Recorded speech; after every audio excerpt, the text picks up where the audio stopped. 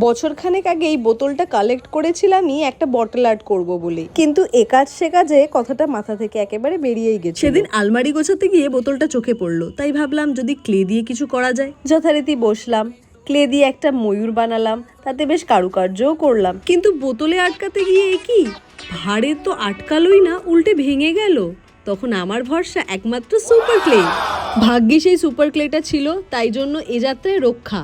আমি ঝটপট করে ব্লু কালার দিয়ে ঠিক সেমভাবেই এই বডিটা বানিয়ে ফেললাম, আর ব্রাউন কালার দিয়ে ময়ূরের ডানাগুলো বানালাম, আর ইয়েলো কালার দিয়ে সুন্দর করে ঠোঁটটাও আটকে দিলাম। এই এয়ার ড্রাই সুপার ক্লে সবসময় আমার ফেভারিট, কারণ এটা লাইট ওয়েট, ইজিলি ড্রাই হয়, আর এর উপর কালারও করা যায়। ময়ূরের পেখমগুলো করার জন্য আমি ইউজ করেছি পেস্তার খোলাগুলো, এগুলোকে কালার করে নিয়েছি আর এগুলোকে গ্লু করে আটকে দিয়েছি। এবার দেখে তোমরাই বলো ফাইনাল লুকটা কেমন হয়েছে। আমার তো বেশ ভালো লেগেছে, আর হ্যাঁ, ভালো লাগলে অবশ্যই একটা কমেন্ট করে জানিও। দেখা হচ্ছে পরের ভিডিওয়ে।